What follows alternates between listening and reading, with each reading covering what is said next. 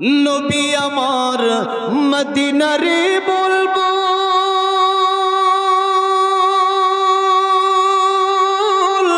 আমার আল্লাহ ভালোবেসে নামটি দিলেন হাবিবে রাসূল। আল্লাহু আকবার বলেন। ওই নবীকে ভুল বুঝিলে ওই নবীকে ভুল বুঝিলে থাকবে না ঈমান। আশিক বিনে কে বুঝিবে আমার দয়ার নবীর শান। বলেন উম্মত বিনে কে বুঝিবে। আল্লাহ বলেন 1 নম্বর বন্ধু আমি আল্লাহ, 2 নম্বর বন্ধু হবে আমার রাসূল। কারণ আমার রাসূল জিন্দেগিতে যত কষ্ট করেছেন নিজের জন্য তার চেয়ে বেশি কষ্ট করেছেন উম্মতের জন্য। মৃত্যুর সময় যখন হয়ে গেল ওই সময় নবী নিজের কথা চিন্তা করে নাই, বরং উম্মতের কথাই চিন্তা করেছে। কিয়ামতের ময়দানেও নবীর খাঁটি উম্মতকে না নিয়ে নবী একা জান্নাতে যাবে না। জোরে জোরে বলা যাবে না সুবহানাল্লাহ। সেই নবীকে আমাদের বন্ধু বানানোর দরকার আছে না নাই? যার চরিত্রের সার্টিফিকেট স্বয়ং আল্লাহ রাব্বুল আমিন দিয়ে বলেছেন ওয়া ইন্নাকা লাআলা খুলুকিন আযীম। এই জন্য আল্লাহ বললেন আমি আল্লাহ 1 নম্বর বন্ধু, 2 নম্বর বন্ধু আমার রাসূল, 3 নম্বর বন্ধু হবে ঈমানদার। 3 নম্বর বন্ধু কারা হবে? ঈমানদার। আল্লাহ বললেন ঈমানদারকে যদি তোমরা বন্ধু বানাও, সব ঈমানদারকে বন্ধু বানানো যাবে না। কারণ মুসলমান নামে বেশি না কাজে বেশি? কাজে বলে বেশি, নামে বেশি। ফজরের সময় তো পাওয়া যায় না বেশি। এই জন্য বলেছেন নামে মুসলমান নাকি কামে মুসলমান। নামে কামে মিল না হলে বইবে যে তুফান। তুমি নামে মুসলমান নাকি কামে মুসলমান। নাম রেখেছে আব্দুর রহিম, নামাজ পড়ে না। এই সমাজে এমন লোকের সংখ্যা অগণা। আছে না নাই? এমন সমাজ বদলাতে কে রাখবে অবদান। তুমি নামে মুসলমান নাকি কামে মুসলমান। তুমি নামে মুসলমান নাকি কামে মুসলমান। আলহামদুলিল্লাহি নাহমাদুহু ওয়া নাস্তাঈনুহু ওয়া নাস্তাগফিরুহু ونعوذ بالله من شرور أنفسنا ومن سيئات أعمالنا. من يهده الله فلا مضل له ومن يضلله فلا هادي له. ونشهد أن لا إله إلا الله وحده لا شريك له. ونشهد أن سيدنا وحبيبنا ومولانا محمدا عبده ورسوله الذي أرسله بالحق بشيرا ونذيرا وداعيا إلى الله بإذنه وسراجا منيرا. أما بعد فقد قال الله تعالى في كلامه المجيد وفي فرقانه الحميد. أعوذ بالله من الشيطان الرجيم. بسم الله الرحمن الرحيم. يا أيها الذين آمنوا اذكروا الله ذكرا كثيرا وسبحوه بكرة وأصيلا. وقال النبي صلى الله عليه وسلم: اغتنم خمسا قبل خمس، شبابك قبل هرمك، وصحتك قبل سقمك، وغناك قبل فقرك، وفراغك قبل شغلك، وحياتك قبل موتك، أو كما قال النبي عليه الصلاة والسلام. وقال تعالى في شان حبيبه ومحبوبه مخبرا وآمرا: إن الله وملائكته يصلون على النبي يا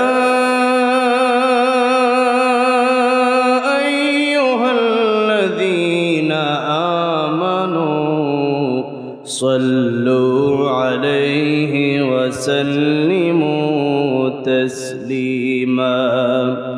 اللهم صل على محمد وعلى آل محمد كما صليت على إبراهيم وعلى آل إبراهيم إنك حميد مجيد. اللهم بارك على محمد وعلى آل محمد كما باركت على إبراهيم وعلى آل إبراهيم إنك حميد مجيد। তুমি আছো হৃদয়ের গভীরে, ভুলবো তোমায় বলো কি করে। তুমি আছো হৃদয়ের গভীরে, ভুলবো তোমায় বলো কি করে। দেখি নাই তোমারে কোনো দিন, যতবার তোমারে খুঁজেছি, কোরআনের পথ তত বুঝেছি, নিজেকে চিনেছি। হে রাসূল নবীজি তোমার পাঠানো ঠিকানা পড়ে। সূরাতুল আহজাবের 41 এবং 42 নম্বর দুটি আয়াত থেকে আমি তেলাওয়াত করেছি। আল্লাহ কি বলেছেন আসুন আমরা একটু বোঝার চেষ্টা করি। সংক্ষিপ্ত সময়ে আমরা কথাগুলো বুঝবো এবং সেগুলো আমরা দিলের কান দিয়ে শুনে বাড়িতে নিয়ে যাওয়ার চেষ্টা করব ইনশাআল্লাহ। আল্লাহ তাআলা বলছেন, ইয়া আইয়ুহাল্লাযীনা আমানু যকুরুল্লাহা যিকরান কাসীরা ওয়াসাব্বিহুহু বুকরাতাও ওয়া আসীলা। আল্লাহ বলছেন, হে ঈমানদার, এই পৃথিবীতে অনেক দ্বার আছে না, দফাদার আছে, তালুকদার আছে, অনেক বংশের নাম আছে। তো এই যে আল্লাহ বলেন ঈমানদার, হে ঈমানওয়ালা, যাদের ভিতরে ঈমান আছে। নবী বলেন সবচেয়ে কম ঈমান যার ভিতরে আছে, আল্লাহ রাব্বুল আলামিন তাই কিয়ামতের ময়দানে 10 দুনিয়ার চেয়ে বড় একটা জান্নাতের মেহমান বানায় দিবে। সুবহানাল্লাহ বলেন। আল্লাহ বলছেন ঈমানদারেরা তোমরা আল্লাহ জিকির করো, উযকুরুল্লাহ যিকরান কাসীরা, বেশি বেশি জিকির করো। এখন আমরা জিকির যদি করি শুধু সুবহানাল্লাহ আলহামদুলিল্লাহ পড়লে জিকির হয়ে যাবে না। একটু আজকে জিকির নিয়ে আজকে আমাদের আলোচনা। অল্প সময়ের ভিতরেই এই জিকিরের কোন কোন জিকির আমাদের করতে হবে, কোন কোন জিকির করার নির্দেশ আল্লাহ কোরআনে দিয়েছেন তা আমরা একটু শুনব। তাফসীর কবির ইমাম ফখরুদ্দিন রাজি রাহমাতুল্লাহ আলাইহি লিখেছেন, জিকির শব্দের অর্থ প্রধানত 5টা। জুড়ে বলেন কয়টা? এই 5টা আজকে বাড়িতে নিয়ে এরপরে আমল করবেন তো ইনশাআল্লাহ। 1 নম্বরে জিকির শব্দের অর্থ আল্লাহ রাব্বুল আলামিন নিজে কোরআন শরীফের ভিতরে বললেন, ইন্না নাহনু নাযালনা যিকরা ওয়া ইন্না লাহু লাহাফিজুন। আল্লাহ বলছেন, এই জিকির আমি আল্লাহ নাজিল করেছি আর এই জিকিরের হেফাজত আমি আল্লাহ রাব্বুল আলামিন করব। কিন্তু আজকে আমি যেভাবে অর্থ করলাম এই অর্থটা সব মুফাসসিরে কেরামগণ এইভাবে করেন নাই, বরং তাফসীরে কাবীর খোলেন, তাফসীরে মাজারি খোলেন, তাফসীরে ইবনে কাসির খোলেন, তাফসীরে মারিফুল কোরআন খোলেন, তাফসীরে কুরতুবী খোলেন। যেই তাফসীরের কিতাব আপনি খুলবেন, তাফসীরের কিতাব খুলে আপনি দেখবেন এই আয়াতের তরজমা এসেছে, আমি আল্লাহ কোরআন নাজিল করেছি, কোরআন হেফাজত করার দায়িত্ব নিয়েছেন কে? এই পৃথিবীতে যত গ্রন্থ আছে এই গ্রন্থের হাফেজ আছে? শুধুমাত্র একটা গ্রন্থের হাফেজ আছে। সেই গ্রন্থের নাম কি? বলেন, সেই গ্রন্থের নাম কি? আল কোরআন। আর সবচেয়ে বেস্ট, সবচেয়ে শ্রেষ্ঠ হাফেজ আল্লাহ বাংলাদেশে তৈরি করে দিয়েছেন, আলহামদুলিল্লাহ। যারা এই যে আমার ডান পাশে আবু রায়হান সহ এই বাংলাদেশের উজ্জ্বল নক্ষত্র তারাই, যারা বিশ্বের মানচিত্রে আল্লাহর কোরআনকে তুলে ধরতে পেরেছে, এদের চাইতে বড় সেলিব্রিটি কোন নায়ক নায়িকা, গায়ক গায়িকা, খেলোয়াড় হতে পারে না, ঠিক না ঠিক? আবু রায়হানরা হচ্ছে আমাদের বাংলাদেশের সেলিব্রিটি, ঠিক না ঠিক? এই জন্য তাদেরকে আমাদের মূল্যায়ন করতে হবে, তাদেরকে আমাদের শ্রদ্ধা করতে হবে, ভালোবাসতে হবে, বুকে টেনে নিতে হবে। ভাইরা বাবাজিরা, এই কোরআন শরীফের হাফেজ আল্লাহ তাআলা পৃথিবীতে অসংখ্য অগণিত তৈরি করে দিয়েছেন। কোরআন শরীফ পড়ানো যায়, কিন্তু একজন হাফেজের সিনা কোনোদিন পড়ানো সম্ভব না। এই জন্য নকুল কুমার বিশ্বাস একজন হিন্দু হয়ে সে একটা কোরআন নিয়ে এত সুন্দর একটি ইসলামী সঙ্গীত লিখেছেন, বলবো?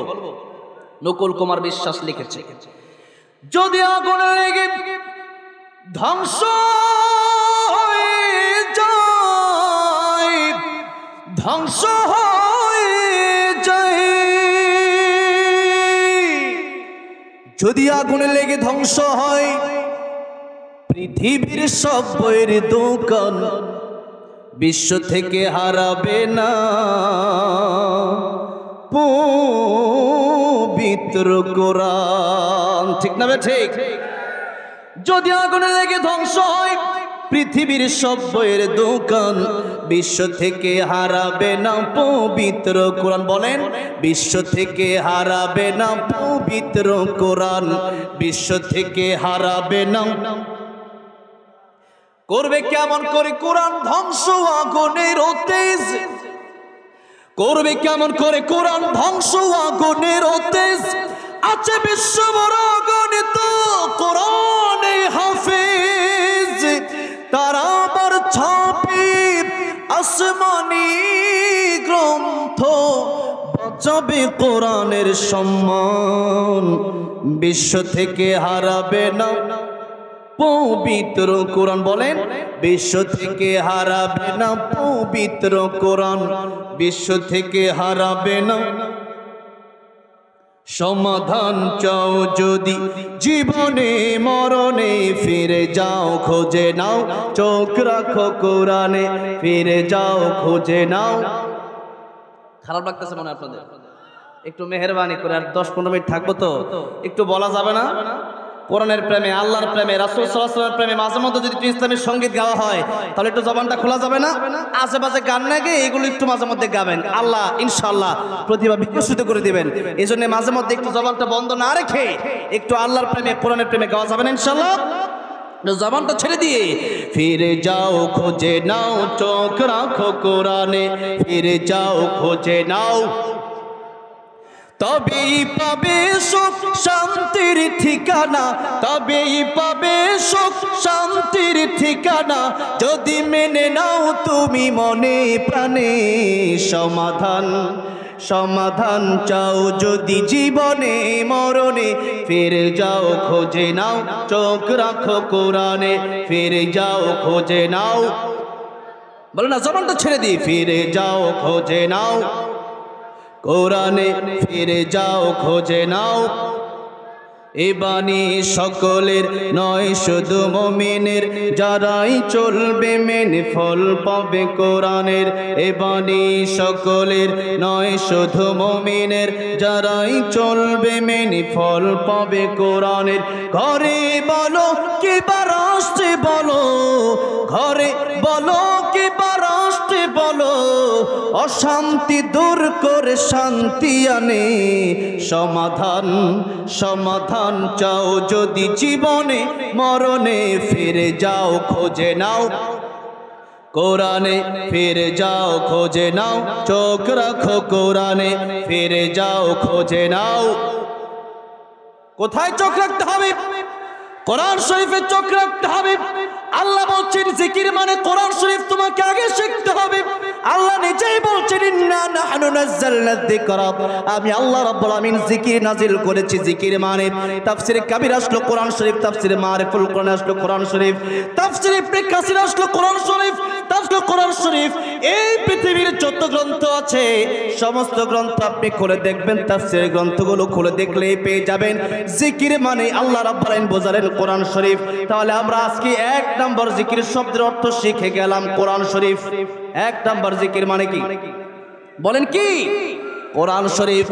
আল্লাহ বলেন ও দুনিয়ার মানুষেরা, জিকির যদি তোমরা করতে চাও, তোমরা প্রথমে আমার কোরআন শরীফ শিখে নাও। কি শিখতে হবে? কোরআন শরীফ শিখতে হবে। আল্লাহ বলছেন আর রহমানু আল্লামাল কুরআন খালাকাল ইনসান। আল্লাহ বলছেন আর রহমান, রহমান তিনি দয়াময় আল্লাহ। রহমান মানে দয়াময় আল্লাহ। রহমান অর্থ কি? দয়াময় আল্লাহ। তিনি বলেন আমি তোমাদেরকে দয়া করেছি, মায়া করেছি, করুণা করেছি। আল্লাহ এই সূরা রহমানে সবচাইতে বেশি কোন আয়াতটা বলেছেন? ফাবিআইয়ি আলা'i রাব্বিকুমা তুকাযযিবান। আল্লাহ বলছেন তোমরা আমার কোন কোন নিয়ামতকে অস্বীকার করবে? আছে? এই যে বসে আছি, এই যে কথা বলতেছি, এই যে চলতেছি, এই যে হায়াত পেলাম, পানি পান করছি, খাবার খাচ্ছি, সমস্ত নিয়ামত দিলেন কি? আল্লাহ বলেন এত নিয়ামত তোমাদেরকে দিলাম, সুতরাং ওয়া ইন তাউদ্দু নি'মাতাল্লাহি লা তুহসুহা, আমার নিয়ামত গণনা করে তোমরা শেষ করতে পারবে না। আল্লাহু আকবার। শেষ করার মতো কোনো সুযোগ নাই। আল্লাহ বলছেন লা ইন শাকারতুম লাযীদান্নাকুম, সুতরাং তোমরা আমার নিয়ামতের শুকর আদায় করো। আর যদি শুকর আদায় না করো, ওয়ালা ইন কাফারতুম ইন্না আযাবি লাশাদীদ, আমার আযাব বড় কঠিন, আযাবের জন্য প্রস্তুত হও। সুতরাং আমরা আল্লাহর নিয়ামতের শুকর আদায় করব। আল্লাহ বলছেন এত নিয়ামত তোমাদেরকে দিলাম, সবচেয়ে বড় নিয়ামতের নাম আল্লাহ সূরা রহমানে বললেন আর রহমান, আমি আল্লাহ দয়াময়। দয়াময় আল্লাহ, করুণার আধার যিনি, তিনি বলছেন ফাবিআইয়ি আলা'i রাব্বিকুমা তুকাযযিবান। তিনি প্রথমেই বললেন যে এত নিয়ামতের কথা সূরা রহমানে বললাম, সবচেয়ে বড় নিয়ামতের নাম হলো আল্লামাল কোরআন, আমি আল্লাহ তোমাদেরকে কোরআন শরীফ দিলাম, এটা হচ্ছে সবচেয়ে বড় নিয়ামত। সুবহানাল্লাহ। আল্লাহ বলছেন আল্লামাল কুরআন খালাকাল ইনসান, আমি আল্লাহ কোরআন শিখালাম আগে, মানুষ বানালাম পরে। এখন যদি কেউ কোরআন না শিখে জন্মগতভাবে মানুষ হয়ে যায়, কোরআন না শিখে জন্মগতভাবে আসাদ নূর তাসলিমা নাসরিনও মানুষ হয়েছে।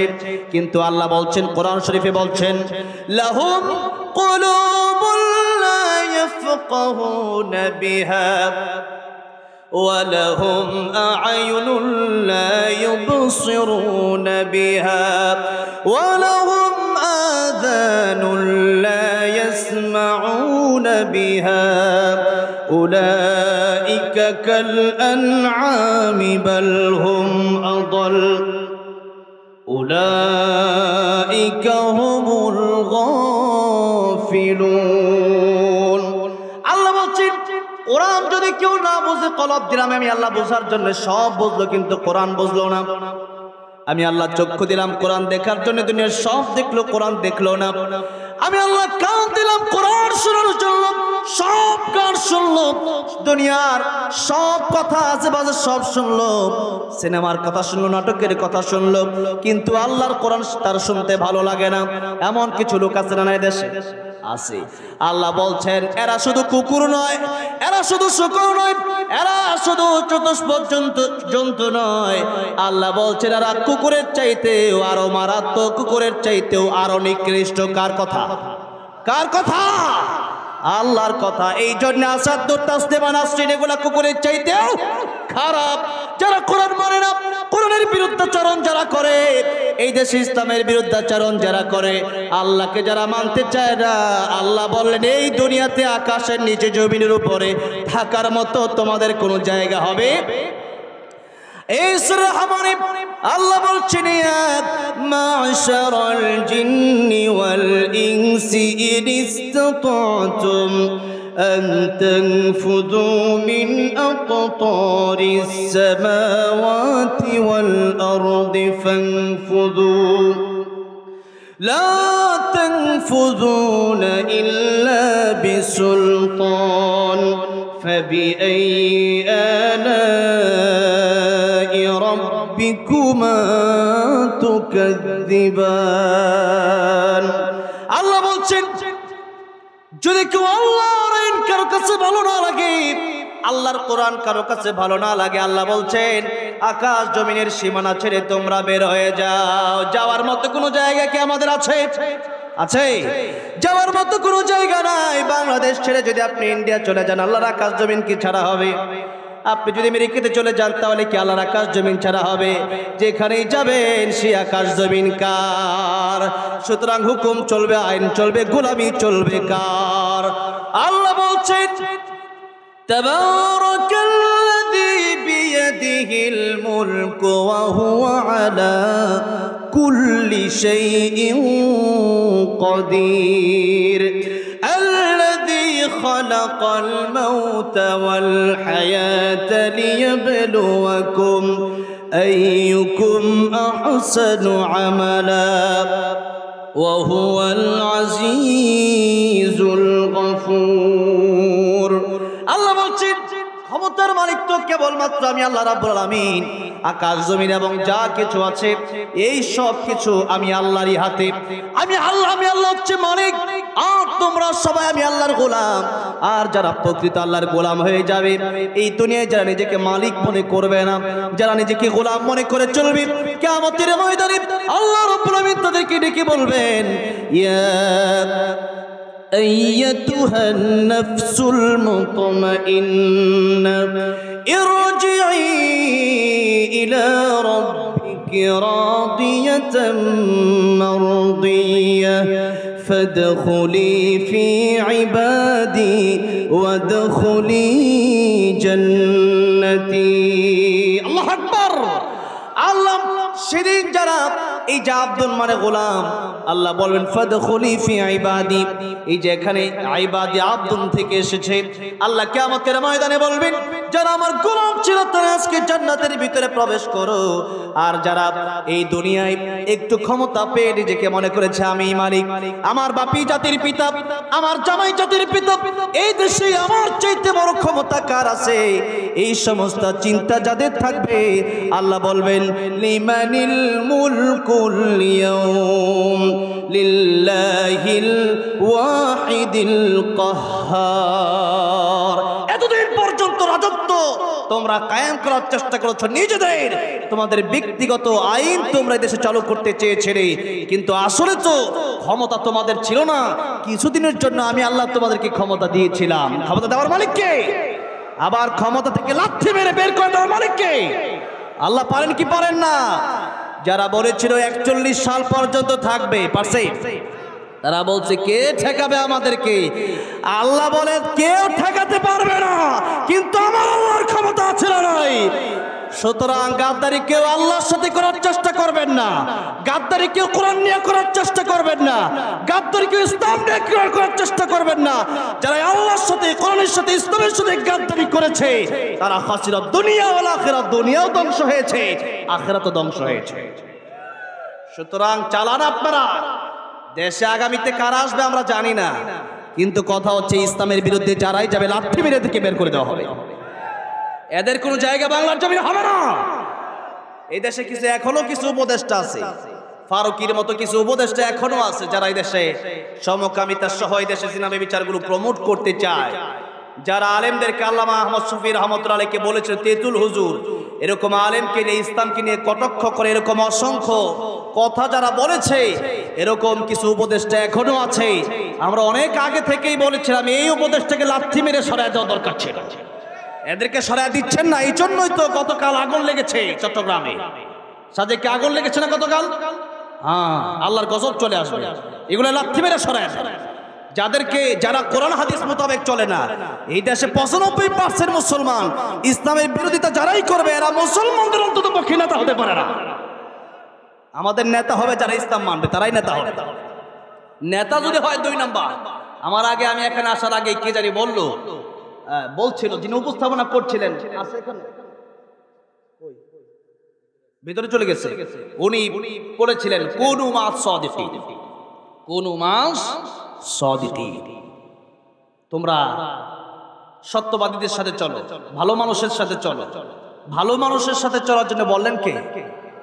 আল্লাহ বললেন সাদাবাজের সাথে চইল না, ঘুষখোরের সাথে চইল না, সুদখোরের সাথে চইল না। বন্ধু বানাবা সৎকার মানুষকে, যারা সৎ লোক, যারা ভালো মানুষ, তাদেরকে বন্ধু বানাও, তাদেরকে নেতা বানাও। বললেন কে? আল্লাহ বললেন। আল্লাহ বলছেন তোমাদের বন্ধু হবে 3 জন। বন্ধু হবে কয়জন? এর বাইরে কোনো বন্ধু নাই। সূরা মায়েদা আল্লাহ বলছেন ইন্নামা ওয়ালিয়ুকুমুল্লাহু ওয়া রাসূলুহু ওয়াল্লাযীনা আমানু আল্লাযীনা ইউকিমুনাস সালাতা ওয়া ইউতুনাজ যাকাতা ওয়া হুম রাকিউন। আল্লাহ বলছেন তোমাদের বন্ধু হবে 3 জন। 1 নাম্বার আল্লাহ বলেন ইন্নামা ওয়ালিয়ুকুমুল্লাহ, বন্ধু 3 জনের প্রথম বন্ধু হবে আল্লাহ। জোরে বলেন প্রথম বন্ধু কে হবেন? কারণ যখন আমাদের কেউ ছিল না তখন ছিলেন কে? আবার যখন আমাদেরকে দাফন করে দেওয়া হবে, কবরে যাওয়ার পরে বন্ধু কেউ থাকবে না, সেদিন বন্ধু হবেন কে? আল্লাহ বলছেন 2 নম্বরে তোমাদের বন্ধু হবে আমার রাসূল। আল্লাহ রাসূল সাল্লাল্লাহু আলাইহি সাল্লাম, আল্লাহ যত জায়গার জন্য রব, আমার নবী তত জায়গার জন্য রহমত। সুবহানাল্লাহ। আল্লাহ নিজের ব্যাপারে বললেন আলহামদুলিল্লাহি রাব্বিল আলামিন। আর নবীজির ব্যাপারে আল্লাহ রাব্বুল আলামিন এই আলামিন শব্দ ব্যবহার করে বললেন ওয়া মা আরসালনাকা ইল্লা রাহমাতাল লিল আলামিন। রাহমাতুল লিল আলামিন নবী কুরআনে প্রমাণ, আশিক বিনে কে বুঝিবে আমার দয়ার নবীর শান। খারাপ লাগতেছে? বলছিলাম একটু মাঝে মাঝে আমি বলি, আর 5 মিনিট কথা বলতে বলতে কখন সময় যায়, 9টা থেকে 9:55 বেজে গেল, আর 5 মিনিট। একটু তাহলে বলা যাবে না আমার সাথে? নবীর প্রেম নিয়ে, নবীর ভালোবাসা নিয়ে একটু বলেন না। রাহমাতুল লিল আলামিন নবী, রাহমাতুল লিল কুরআনে প্রমাণ, আশিক বিনে কে বুঝিবে আমার দয়ার নবীর শান। বলেন আশিক বিনে কে বুঝিবে। এত আসতে কণ্ঠ সব বয়ে গেছে মনে হইতেছে, তাহলে আমি কেমনে কম? বলেন না। রাহমাতুল লিল আলামিন নবী, রাহমাতুল লিল কুরআনে প্রমাণ, আশিক বিনে কে বুঝিবে আমার দয়ার নবীর শান, উম্মত বিনে কে বুঝিবে। নবী আমার মদিনারে বলবো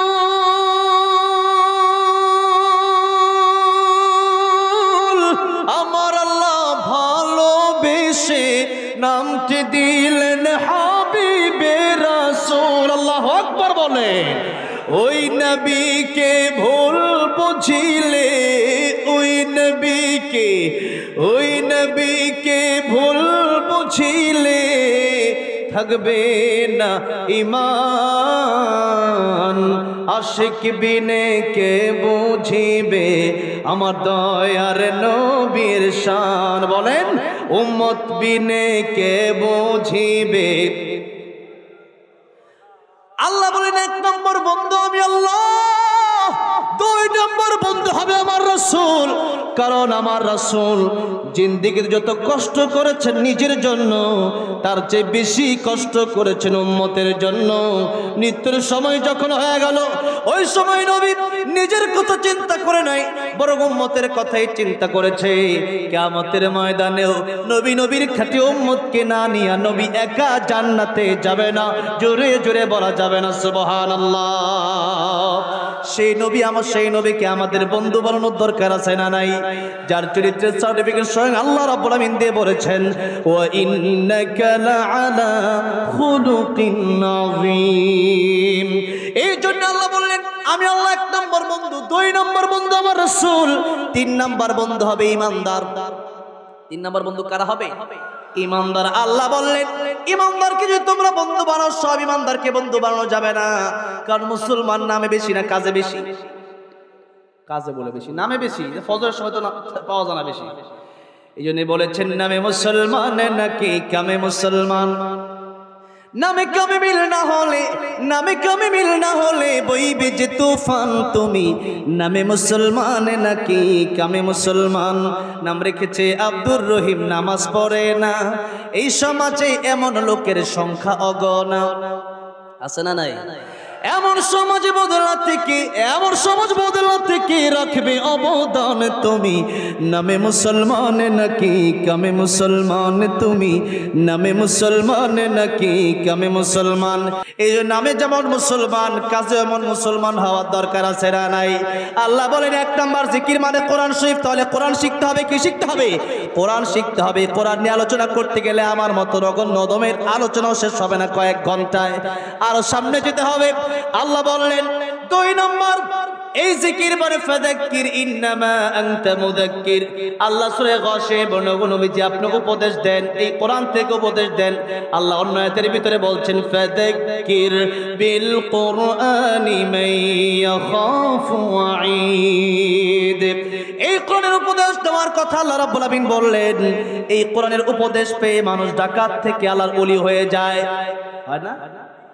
আর এই দেশের ভিতরে অনেক চোরকে অনেক পিটাইছে, মারছে, জেলে নিছে, এরপরে ডাকাত হয়ে বেরিয়েছে, এরকম ঘটনা আছে না নাই?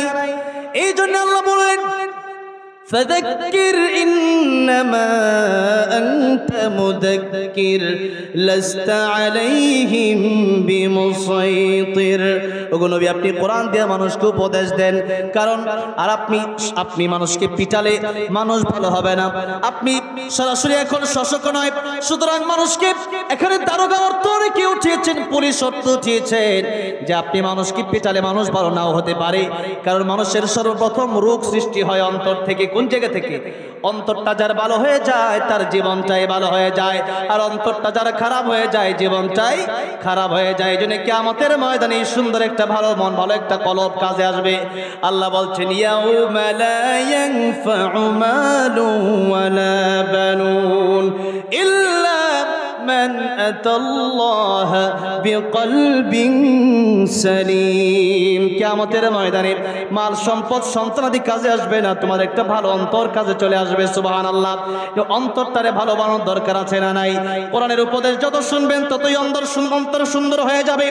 আল্লাহ বলছেন 3 নম্বর সূরা জুমুআ জিকির শব্দের অর্থ আল্লাহ বলছেন ইয়া আইয়ুহাল্লাযীনা আমানু إذا نودي للصلاة من يوم الجمعة فاسعوا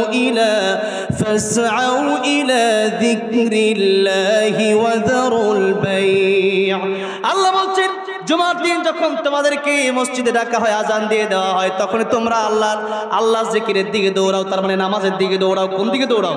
তার মানে 3 নাম্বার জিকির হচ্ছে নামাজ। 3 নাম্বার জিকির শব্দের অর্থ কি? নামাজ। সৌদি আরব গেলাম, সৌদি আরব যাওয়ার পরে এই যে আমাদের দেশের ভিতরে শীতের মধ্যে ঠোঁট ফেটে যায়, আর সৌদি আরব যাওয়ার পরে আমার ঠোঁট ফেটে গেল গরমের কারণে। ওই দেশে গরমের কারণে মানুষের ঠোঁট ফেটে যায়। একটা দোকানে গেলাম যে একটা মেরিল দেন, আমাকে বললো হাইয়া আলাস সালাত। কি হাইয়া আলাস সালাত? বলা হলো যে এখন নামাজের দিকে আসো। তাহলে 3 নাম্বার জিকিরের শব্দের অর্থ হচ্ছে নামাজ। 4 নাম্বার জিকিরের শব্দের অর্থ আল্লাহ বললেন আল্লাহর আইন। কি আল্লাহর আইন? আল্লাহ বলছেন ওয়ামান আ'রাদা আন যিকরি ফাইন্না লাহু মাঈশাতান দানকান ওয়া নাহশুরুহু ইয়াওমাল কিয়ামাতি আ'মা। আল্লাহ বলছেন এই জিকির মানে আমার আইন। আমার আইন, আমার এই কোরআন শরীফের প্রত্যেকটা আইন তোমাদের মেনে নিতে হবে। আমার আইন যদি তোমরা মেনে নাও তাহলে তোমরা কামিয়াব হয়ে যাবা। আমার আইন না মানলে এই দুনিয়াতে তোমরা লাঞ্ছনা হবা, আর পরকালে তোমাদেরকে আমি আল্লাহ অন্ধ বানায় ওঠাবো, কারণ দুনিয়াতে তোমরা চোখের মূল্য দাও নাই।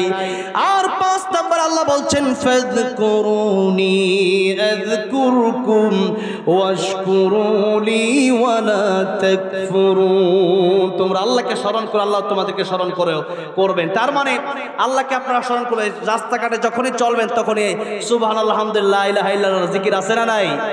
এক একটা শব্দের আসলে আজকে তো এমন একটা সময় ওয়াজে বসছি, এই সময় সাধারণত আমি পুরো বছরেও বসি না, একেবারে শেষ সময় বসি যখন মোটামুটি লম্বা সময় আলোচনা করি। আর আজকে যেহেতু আমাদের বাজান এখানে বসা, আমি চাইছিলাম যে আধা ঘন্টা করি, কিন্তু ব্যাখ্যা আমি শেষ করতে পারছি না। কোরআনের ব্যাখ্যা এত বড়, এক একটা শব্দ নিয়ে আমি শুরু করলে 5-6 ঘন্টা চলে যায়। আলহামদুলিল্লাহ বলে শেষ হয় না। আল্লাহু আকবার বলেন। কোরআন শরীফ এত সমুদ্রের ভান্ডার, এত নিয়ামতের ভান্ডার কোরআন শরীফে আছে। এই জন্য আজকের কথা বলবো না, এই 5টা মনে রাখবেন। জিকির মানে সুবহানাল্লাহ, আলহামদুলিল্লাহ। জিকির মানে আপনাকে প্রথমেই কোরআন শিখতে হবে। কোরআন না শিখে কবরে যাবেন, কোরআন না শিখলে নামাজে হবে না। কি হবে না? নামাজে অশুদ্ধ পড়া। নামাজ ভঙ্গের কারণ কয়টা? 19টা। প্রথমটা কি? কোরআন নামাজে অশুদ্ধ পড়া। এই জন্য অশুদ্ধ পড়লে নামাজ হয় না। এই জন্য নামাজ যদি অশুদ্ধ পড়েন নামাজ হবে না। সুতরাং কোরআন আগে শেখার দরকার আছে না নাই? কোরআন শিখবেন, কোরআন বেশি বেশি পড়বেন। সূরা ইখলাস 3 বার পড়বেন, আল্লাহ 1 খতম কোরআন শরীফের সওয়াব দিয়ে দিবেন। সুবহানাল্লাহ। প্রত্যেকটা হরফে কমপক্ষে 10টি করে নেকি আল্লাহ দিয়ে দিবেন। সুবহানাল্লাহ। সূরা তাকাসুর পরে ঘুমাবেন, আল্লাহ এক একটা আসরের ফজিলত বলতে সারা রাত চলে যাবে। 1000 আয়াত তেলাওয়াত করে সওয়াব আল্লাহ দিয়ে দিবেন। সুবহানাল্লাহ। সুবহানাল্লাহ, আলহামদুলিল্লাহ পড়লে আল্লাহ গোটা দুনিয়া ভরে সওয়াব দিবে। সুবহানাল্লাহ। আর যদি বলো তো 1000 করে টাকা দেওয়া হবে, সুবহানাল্লাহ বলতে বলতে ফেনা তুলতে, ঠিক না? ঠিক যদি কোন সুবহানাল্লাহ বলে আলহামদুলিল্লাহ, আল্লাহু আকবার, লা ইলাহা ইল্লাল্লাহ, এর চাইতে উত্তম জিকির আল্লাহর কাছে আর কিছু নাই। এই জন্য আমরা জিকির করব। 1 নাম্বার কোরআন, 2 নাম্বার কোরআনের উপদেশ আমরা শুনবো, 3 নাম্বার নামাজ আমরা পড়বো। নামাজ যার নাই তার কোনো জিকির নাই। 4 নাম্বার আল্লাহর আইন বাস্তবায়ন করতে হবে, শুধু ঘরে না, সংসদেও। সংসদেও, সেখানেও কোরআন আইন আমাদের বাস্তবায়ন করতে হবে। আল্লাহ তৌফিক দান করেন, জন্য আমিন। 5 নাম্বার আল্লাহ বলছেন আল্লাহ জিকির তোমরা করবা সব সময়। গীবত ছেড়ে দিবেন। কি ছেড়ে দিবেন? গীবত যদি করেন সমস্ত আমল বরবাদ হয়ে যাবে। মানুষের হক যদি মেরে খান সমস্ত হক, সমস্ত আমল আপনার বরবাদ হয়ে যাবে। এই জন্য জিকির করতে রাজি আছেন না নাই? রাস্তাঘাটে যখন চলবেন, বসে আছেন গাড়িতে, বাড়িতে, সব জায়গায় কার জিকির? আল্লাহ জিকির। আল্লাহর জিকির নিয়ে, কোরআন নিয়ে, নামাজ নিয়ে কবরে যাওয়ার তৌফিক দান করেন, জোরে বলেন আমিন।